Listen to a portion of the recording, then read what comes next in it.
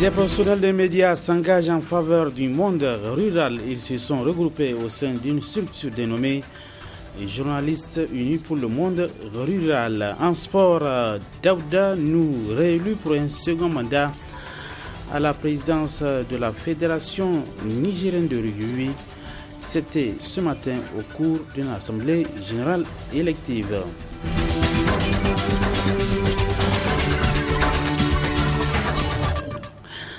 Mesdames, Messieurs, bonsoir. Merci de nous recevoir chez vous et bienvenue sur cette nouvelle édition d'information sur la télévision Labari qui reçoit ce soir comme invité Monsieur Hiro Sani. Il est membre du comité exécutif national du PNDS Taraya Le Sen.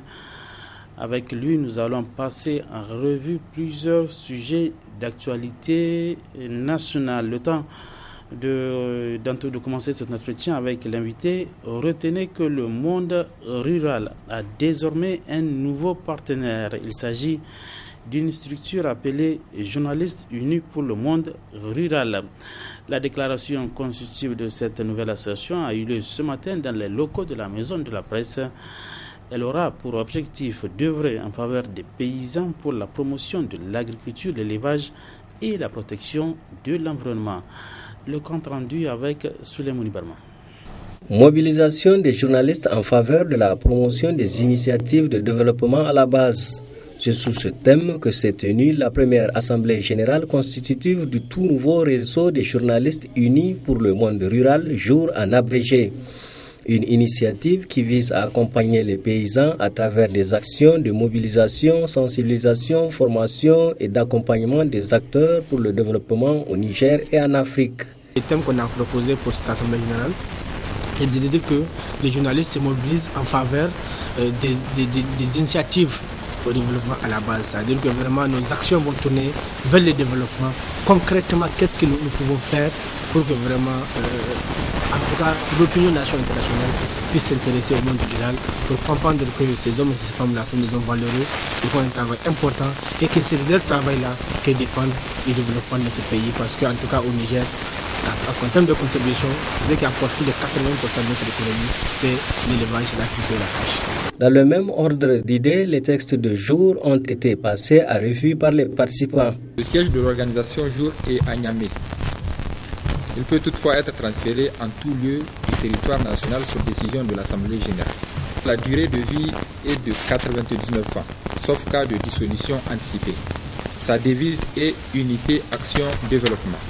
Objectif général: contribuer à la promotion du monde rural au Niger et en Afrique, à travers des actions de mobilisation, sensibilisation, formation et d'accompagnement des acteurs. Contribuer à la création d'une synergie d'action entre les hommes des médias au Niger et en Afrique pour œuvrer en faveur du monde rural. Produire et diffuser des œuvres journalistiques pour la visibilité des efforts des producteurs.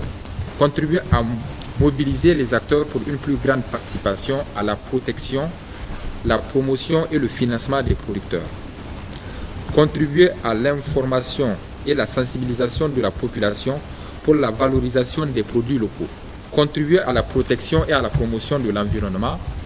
Renforcer les capacités techniques et opérationnelles de ses membres. Avec comme devise Unité, Action, Développement, Jour est une organisation laïque, apolitique, non confessionnelle et à but non lucratif ouverte à tous les hommes de médias désireux de faire une véritable promotion du monde rural. Jour est dirigé par un bureau provisoire.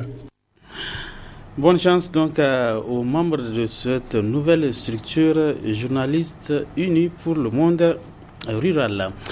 Je l'annonçais dans les titres, Assemblée générale élective aujourd'hui de la Fédération nigérienne de rugby. Au cours de leurs travaux, les délégués ont renouvelé leur confiance au président Daouda Nou, élu pour un nouveau mandat de 4 ans. Retour sur la cérémonie officielle d'ouverture de travaux dans ce reportage.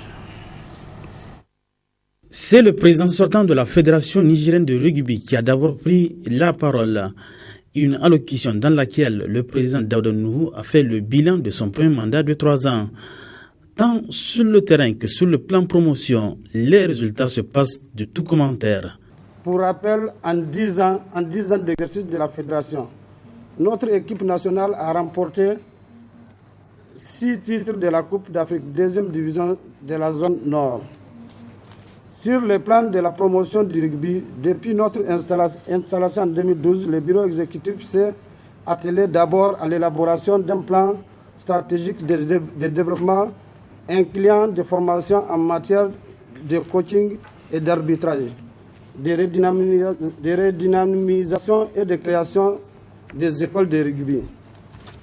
Ce programme a été renforcé par la mise en œuvre du programme mondial dénommé Get into Rugby en 2013 et qui a pour objectif global d'amener le maximum de jeunes à essayer de jouer et rester dans le rugby en tant qu'entraîneur, arbitre, éducateur et dirigeant. Ceci me donne l'occasion de vous informer que notre pays a obtenu un trophée pour sa bonne mise en œuvre du programme GIR lors de l'Assemblée générale de rugby Afrique en décembre 2014 à Marcoussis en France. Comme toute fédération sportive, celle du rugby n'échappe pas à la morosité financière, freinant du coup la vulgarisation de la discipline à l'échelle nationale. Cependant, il est très important de souligner ici que nous avons passé ces 3 années dans des difficultés financières et matérielles énormes qui auraient pu impacter négativement sur le développement de notre discipline.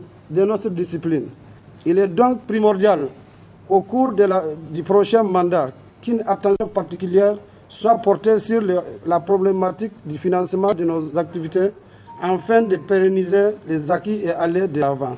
Au nom du Comité olympique et sportif national du Niger, Islaman Gamache a félicité le bureau sortant pour le travail exemplaire accompli en 3 ans. C'est un plaisir pour moi aujourd'hui de vous féliciter. De féliciter la Fédération nigérienne de rugby pour le travail abattu pendant ces 10 ans. Vous êtes, je vais le dire, un peu le jeune poussé du Comité olympique et sportif du Niger parce que vous êtes l'un des derniers à être arrivé. Mais vous n'êtes pas l'un des moins méritants. Sinon, vous êtes parmi les plus méritants. Candidat à sa propre succession, le président Daouda Nuhu sera certainement réélu en l'absence d'un adversaire en face. Seule fausse note à cette cérémonie, c'est l'absence du ministère des Sports qui n'a rien donné comme subvention dans le cadre de l'organisation de l'AG élective de la Fédération nigérienne de rugby. Et pourtant, la tutelle a écrit une correspondance à la FENI Rugby pour lui notifier la fin du mandat du bureau actuel. Quel paradoxe! Il a fallu l'assistance financière du COSNI pour la tenue de l'AG élective de la Fédération nigérienne de rugby. Nous en venons à l'actualité politique. L'Union pour la démocratie et la République, UDR Tabat, s'est prononcée hier suite au limogeage des 2 ministres issus des rangs des partis UDR Tabat lors du récent remaniement qui a été effectué dans l'équipe gouvernementale de Brigitte Raffini. Précision avec Souleymane Balma.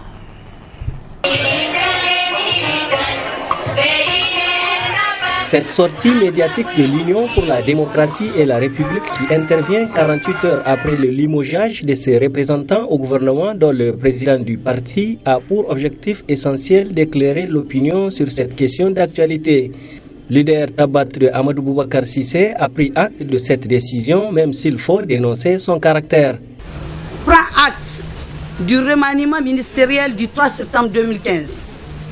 Remaniement au cours duquel il a été mis fin aux fonctions des 2 membres du gouvernement militants de notre parti, en l'occurrence son Excellence Amadou Boubacar Cissé et le camarade Ousmane Abdou. Relève le caractère unilatéral de cette décision car à aucun moment le président du parti, encore moins ses instances, n'ont été consultés au mépris des principes de toute alliance politique. Malgré les divergences connues par-ci par-là avec ses alliés, l'UDR Tabat réaffirme son appartenance à la MRN. S'agissant des allégations propagées sur notre départ hypothétique de la MRN, rappelle que l'UDR Tabat, en tant que membre fondateur, reste respectueux de ces textes constitutifs.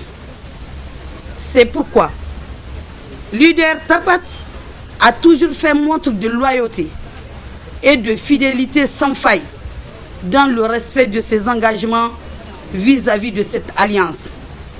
dont il a contribué de manière déterminante au rayonnement et à la consolidation des acquis tant au plan national qu'international. Informe l'opinion nationale et internationale que la seule source d'incompréhension entre alliés réside dans l'appréciation divergente que les uns et les autres se font sur les grandes questions liées à l'organisation des élections générales 2016. L'Union pour la démocratie et la République note également avec satisfaction les résultats enregistrés par ces deux militants pour les tâches accomplies avec compétence dans l'exercice des fonctions ministérielles. Se réjouit de la façon dont nos deux camarades, se fondant sur des valeurs républicaines d'égalité, de justice et de liberté, socle sur lequel repose l'UDR Tabat, se sont honorablement acquittés des charges gouvernementales à eux confiées, en dépit d'un contexte particulièrement difficile. Les en félicitent vivement pour avoir mis en avant et en toutes circonstances l'intérêt général du Niger et des Nigériens dans l'exercice de leurs fonctions. Dans cette déclaration, les militants de l'UDR Tabat demandent au président Amadou Boubacar Cissé de tout mettre en œuvre pour un succès éclatant aux élections de 2016. Voilà, je l'annonçais, nous avons sur ce plateau ce soir un invité. Il s'agit de M. Hiro Sani, membre du comité exécutif national SEN du PNDS-Taria. Monsieur Hiro, bonsoir. Bonsoir. Et merci d'avoir accepté notre invitation. Vous venez de suivre donc cette déclaration du parti UDR Tabat, un de vos alliés. Alors le parti de ABC réaffirme quand même son appartenance à la MRN, tout en déplorant, selon ce parti, le caractère unilatéral dont le dernier remaniement technique a eu lieu. Hiro, première question, votre réaction par rapport à cela? Bien, j'ai appris comme vous, effectivement, les décisions qui ont été prises par le président de la République par rapport au gouvernement du pays. Et je vous rappelle que la nomination des ministres de la nation est une prérogative constitutionnelle du président de la République. Donc, il lui appartient de décider à qui il va confier telle ou telle responsabilité ministérielle. Et je pense que c'est dans ce sens qu'il a jugé utile de procéder aux décisions dont nous avons suivi tous, nous comme vous. Et dans tous les cas, la responsabilité de la conduite de la politique du pays repose sur les épaules du président de la République, et c'est dans ce sens-là qu'il lui revient de prendre les décisions qu'il faut et les décisions qu'il juge nécessaires pour la bonne conduite de l'État. Mais l'UDR Tabat a déploré quand même le caractère unilatéral de ce remaniement quand même. Et avec un peu de recul, on se rappelle que le parti Lumana a quitté la mouvance pour avoir dénoncé la méthode par laquelle le gouvernement d'Union nationale a été formé. Alors, M. Hiro, pourquoi le PNDS adopte ce genre de pratique à l'endroit de ses alliés? Et je vous rappelle qu'il y a même des partis membres de la MRN qui ne sont même pas représentés au gouvernement. Oui. Pourtant, ils n'en font pas la fin du monde. Oui, mais je vous le dis et je vous le répète, la prérogative de la désignation des ministres de la nation, c'est une prérogative du président de la République. Et il ne peut la partager avec quelqu'un d'autre. À ce moment, autrement, il ne serait plus le président de la République, mais il serait tout simplement un commis à qui on va dicter telle ou telle décision ou telle attitude. La MRN, c'est un regroupement de partis politiques, une alliance dont l'objet est d'accompagner le gouvernement sur la mise en œuvre de programmes sur lesquels ils se sont entendus. Mais la MRN ou les partis de la MRN n'ont pas pour rôle de nommer les membres du gouvernement ou de dissoudre le gouvernement. Ce n'est pas le rôle de la MRN ni d'un parti de la MRN. Voilà. Donc, sinon, il faut que tout le monde de la MRN soit au gouvernement, qu'il ait un ministre. À ce moment, où est-ce que nous allons? Nous allons, non. Une chose est d'accompagner le gouvernement dans la mise en œuvre d'une politique convenue d'un commun accord entre les partis. Une autre chose est de mettre en œuvre ce à qui revient le rôle de définir et de déterminer la politique, c'est les partis de la MRN. Et ceux à qui le rôle revient de la mettre en œuvre et de la voir se concrétiser, c'est le président de la République d'abord, le gouvernement ensuite. Voilà comment sont les choses et elles doivent être comprises comme cela si on ne veut pas apporter des confusions dans les choses.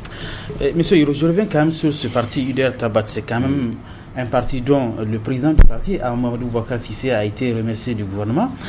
Et deux autres militants de ce même parti reviennent dans ce gouvernement sans quand même consultation des instances de ce parti. Est-ce que vous trouvez c'est normal? Même si vous faites allusion chaque fois à cette prérogative qui est attribuée au chef de l'État. Oui, je n'ai pas d'autres arguments que de vous dire cela, parce que c'est ça seulement. Vous voulez peut-être... vous avez une autre conception de la chose. Et vous voulez que moi je pousse cette conception comme quoi c'est la MRN qui doit désigner le gouvernement, qui va nommer le gouvernement. Non.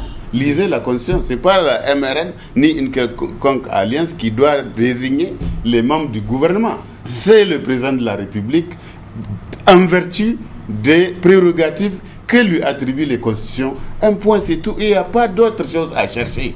Hein? Moi, je constate que le parti de UDR Tabat réaffirme son appartenance à la MRN. Oui. Mais donc il n'en fait pas la fin du monde, n'est-ce pas?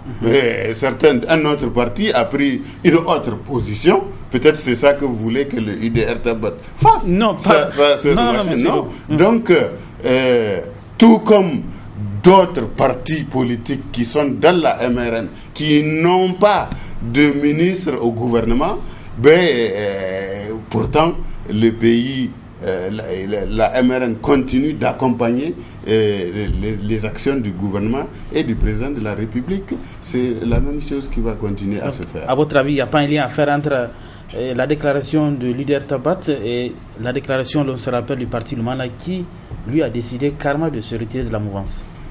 Moi, je ne vois pas de lien. Le Mana, quand ils ont fait leur déclaration, c'est pour dire qu'ils s'en vont.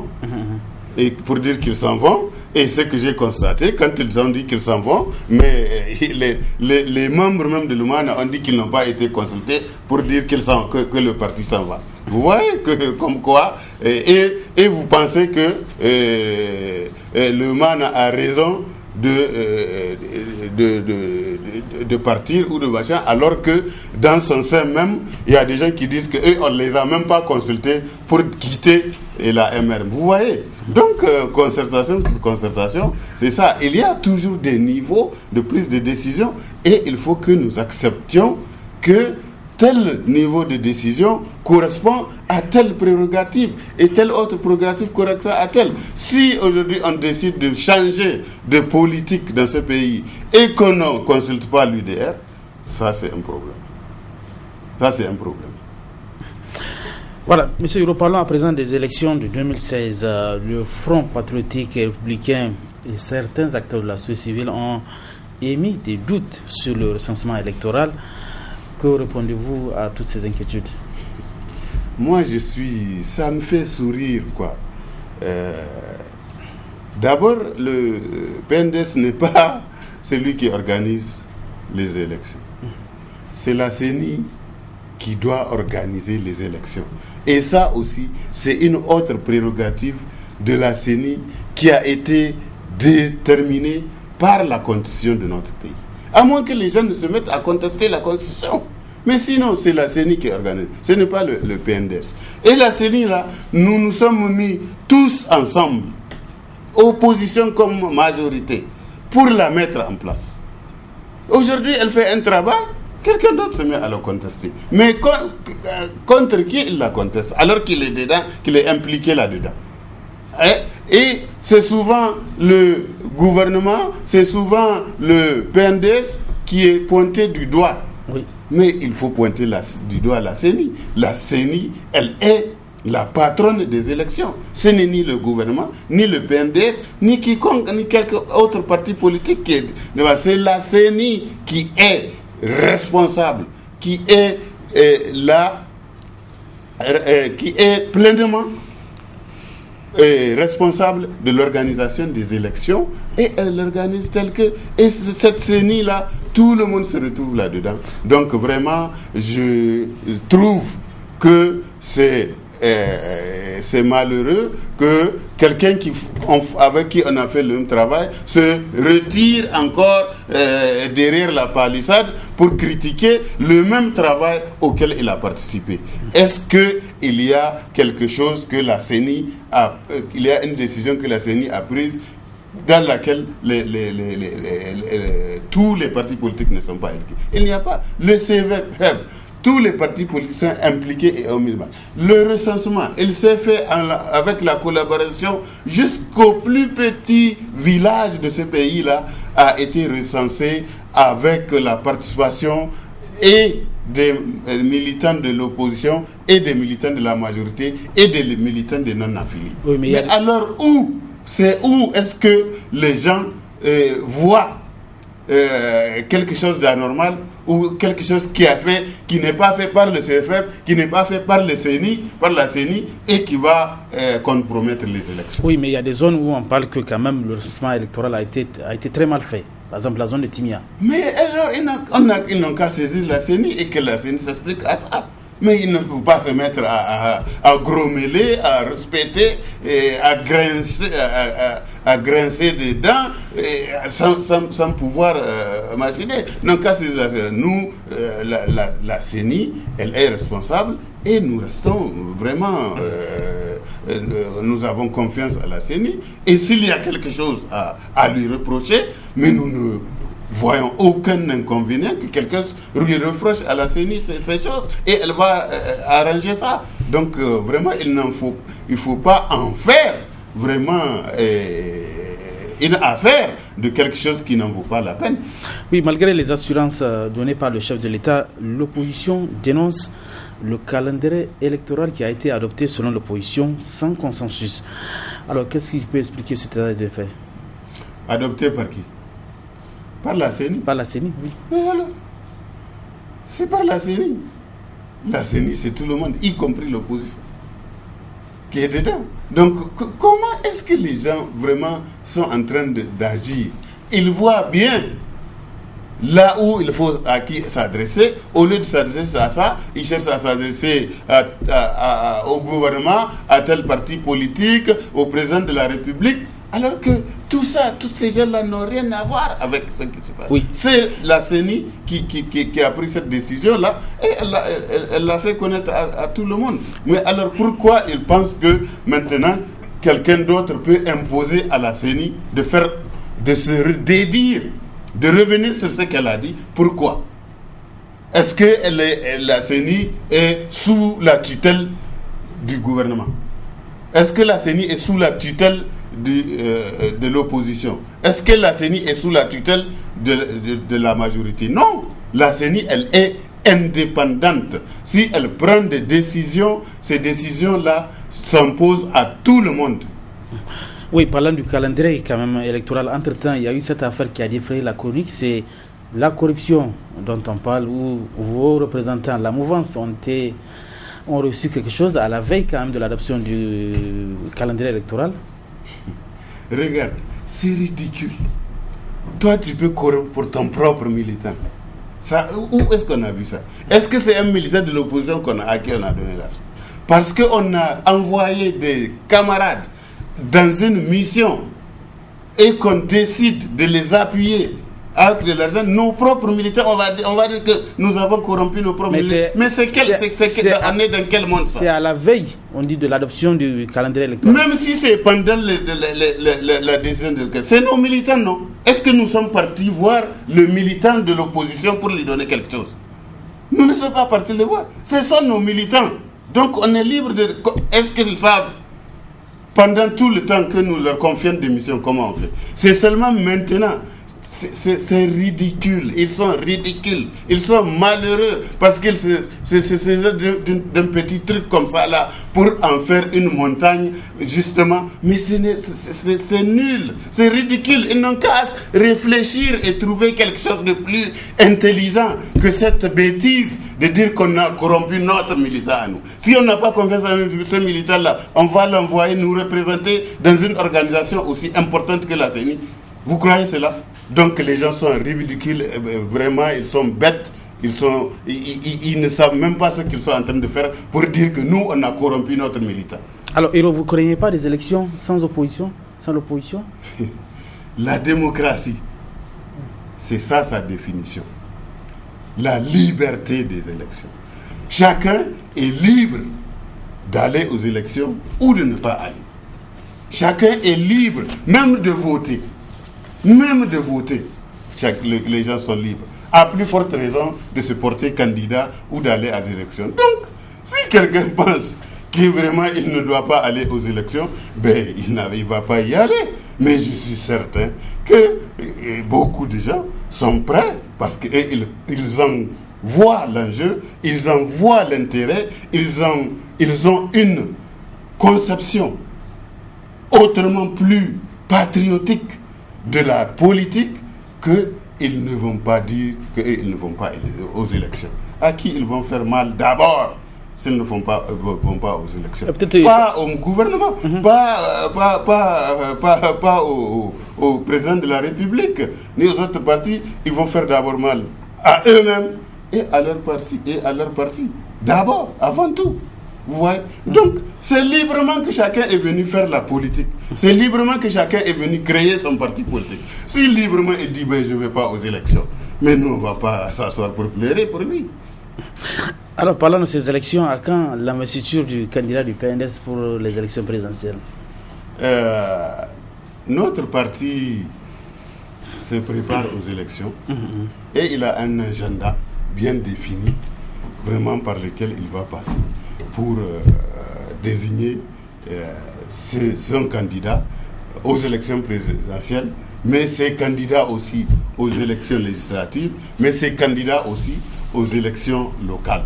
Tout ceci va être fonction d'un agenda bien déterminé qui est en train d'être exécuté par le parti politique et le moment venu, vous saurez comment et quand nous allons désigner nos candidats.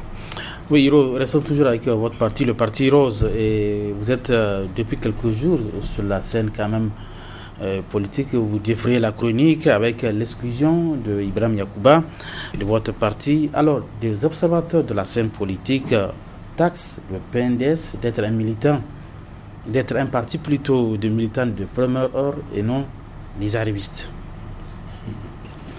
Les gens sont libres de faire leurs commentaires. Hein. Vous avez dit des observateurs.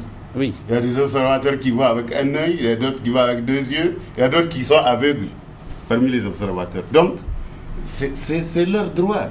Est-ce que je vais me mettre à pinailler sur les dires des observateurs ou les commentaires des observateurs? Non, ce n'est pas mon travail. Notre parti politique est dirigé, il est administré d'une manière très claire, d'une manière très précise, et il a toujours été administré de cette manière-là. Donc, les commentaires des uns et des autres, vous savez, au Niger, On connaît les commentaires, n'est-ce pas? Certains sont faits de manière intentionnée, d'autres sont faits dans des objectifs bien précis, et puis d'autres sont faits par ignorance ou par tout simplement méchanceté. Et par rapport à l'exclusion d'Ibrahim Yacouba, elle est entérinée? Mais c'est le comité exécutif national qui a pris cette décision-là. Elle est exécutoire. Mais on a vu certains de vos militants qui ont quand même demandé, qui sont toujours avec Ibrahim Yacouba. Voilà. C'est ça, vous êtes en train de du moment que le comité exécutif national, après tout un processus qui n'est pas daté d'un seul jour, c'est un long processus, n'est-ce pas? Qui a duré? Qui a duré. Combien de temps? Et qui a abouti à cela. Ce n'est pas important de vous dire combien de temps cela a duré, mais ce n'est pas une décision qui a été prise à la volée comme ça, n'est-ce pas? C'est un processus, n'est-ce pas? Et donc, ce n'est pas la première fois qu'on exclut des gens au PNDS. Vous voyez? Et ça, il y a eu toujours ça. Mais les gens pensent que la manière dont vous chassez les gens, c'est quand même pas démocratique quand même. Mais il y a des gens qui pensent que c'est démocratique. Qu'est-ce que vous en dites? Vous voyez? Donc, est-ce que vous pensez que nous serons normaux quand nous allons accrocher nos décisions à ce que pense un tel X ou Y? Non. Nos décisions sont prises par rapport aux intérêts du parti et par rapport aux règles et à la réglementation qui régit notre parti, et non pas à l'humeur ou aux commentaires ou à la pensée de tel ou tel individu. Non, vous aussi. Ce n'est pas comme ça que marche une organisation. Alors, Monsieur Hiro, pour finir cet entretien, vous suivez quand même la télévision Labari. Alors, certains militants proches de la majorité taxent à tort ou à raison la télévision Labari d'être à la solde de l'opposition. Vous êtes de cet avis? Non, moi, vous savez, mon parcours est un parcours de lutte et de combat depuis que j'étais petit. Donc, je connais la contradiction. Et je n'ai pas peur de la contradiction. Je n'ai pas peur d'être contredit. Tout ce dont j'ai peur, c'est d'agir contre ma propre conviction. C'est surtout ce dont j'ai peur. Donc, si la conviction de Labari est ce qu'elle doit faire et qu'elle pense que c'est ça qu'elle doit faire, Labari doit faire comme ça, c'est sa propre ligne. Mais de quel droit, moi, je vais contester la ligne de tel ou tel média? C'est comme si je ne crois pas à la démocratie. C'est comme si je ne sais même pas ce que je suis en train de faire. Voyez-vous? Non. Le plus important, c'est de pouvoir se défendre et de ne rien se reprocher par rapport aux actes que l'on pose, par rapport aux idées que l'on défend, et qu'on sache les défendre. Et maintenant, tout le reste, c'est l'histoire qui va le juger, et c'est l'histoire qui va montrer qui a fait quoi, qui n'a pas fait quoi, qui est responsable de ceci, qui est coupable de cela, n'est-ce pas? Et c'est tout. Donc vraiment, la télévision Labari peut nous porter la contradiction ou machin. Cela ne me gêne en rien du tout. Un deuxième mandat du président de la République, Mamadou Issoufou, est-il possible? Inch'Allah. Voilà, merci bien Hiro Sani. Je rappelle que vous êtes membre du comité exécutif national du PNDS Taria. Avec vous, nous avons passé au peigne fin donc plusieurs sujets d'actualité tant national que les sujets donc liés à la vie du parti PNDS Taria. Merci à vous Hiro. Merci, je vous remercie. Point final de cette édition d'information. Merci à vous de l'avoir suivi. Restez toujours en compagnie des programmes de la télévision Labari. Bon début de semaine à tous. Bonsoir.